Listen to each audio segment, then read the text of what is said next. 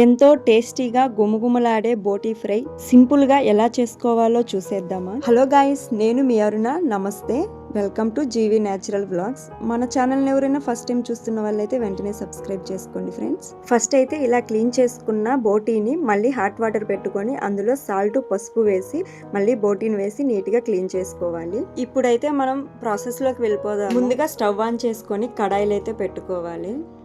కడాయి బాగా హీట్ అయిన తర్వాత ఆయిల్ అయితే వేసుకోవాలి. నేనైతే 3 స్పూన్స్ ఆయిల్ అనేది వేసుకున్నాను అనమాట. ఆయిల్ హీట్ ఎక్కిన తర్వాత పట్టా, లవంగాలు అయితే వేసుకోవాలి. నెక్స్ట్ అయితే కట్ చేసి పెట్టుకున్న ఆనియన్స్ వేయాలి. నేనైతే 3 ఆనియన్స్ తీసుకున్నాను.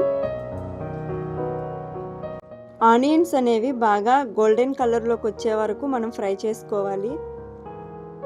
ఆనియన్స్ బాగా ఫ్రై అయిన తర్వాత ఒక 5 పచ్చిమిర్చి అయితే కట్ చేసి వేసుకోవాలి.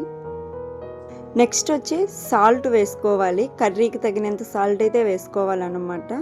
నేనైతే ఒక 2 టేబుల్ స్పూన్స్ వేసుకున్నాను. మీకు తగినంత సాల్ట్ అయితే వేసుకోండి. నెక్స్ట్ వచ్చి ఒక 1 స్పూన్ పసుపు అయితే వేసుకున్నాను.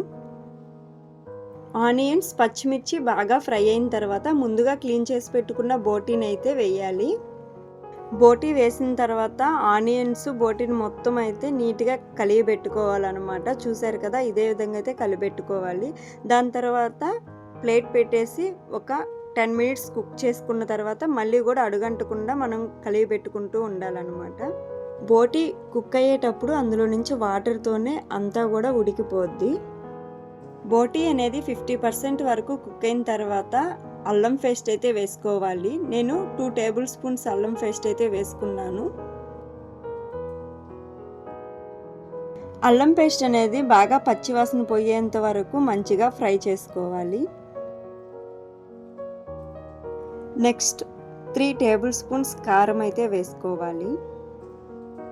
కారం వేసిన తర్వాత ముక్కలకంతా కారం పట్టేలాగా మనం ఫ్రై చేసుకోవాలి. అంతేకాకుండా అడుగంటకుండా కూడా చూసుకోవాలి. కారం బాగా ముక్కలకి పట్టిన తర్వాత కరివేపాకు అయితే వేసుకోవాలి. కరివేపాకు అనేది అంతగా నీసు వాసన అనేది రాకుండా చేస్తుంది. ఆనియన్స్ ఫ్రై చేసేటప్పుడు కూడా కావాలంటే కరివేపాకు వేసుకోవచ్చు. నేనైతే ఇప్పుడు వేసుకున్నాను అనమాట.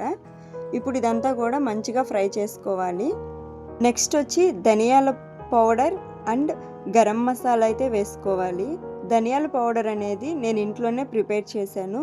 అందులో అయితే ధనియాలు, యాలకలు, పట్టా, లవంగాలు, మిరియాలు అండ్ జీలకర్ర ఇవన్నీ కలిపి కొంచెం ఫ్రై చేసుకొని పౌడర్లో అయితే చేసి పెట్టుకున్నాను అనమాట. ఈ 2 మసాలాలు వేసిన తర్వాత ఒక 5 మినిట్స్ కుక్ చేసుకొని తర్వాత నిమ్మరసం అయితే వేసుకోవాలి. ఇంకా ఫైనల్గా సన్నగా తరిగి పెట్టుకున్న కొత్తిమీర వేసేసాము అంటే ఎంతో రుచిగా ఉండే బోటీ ఫ్రై రెడీ అయిపోద్ది.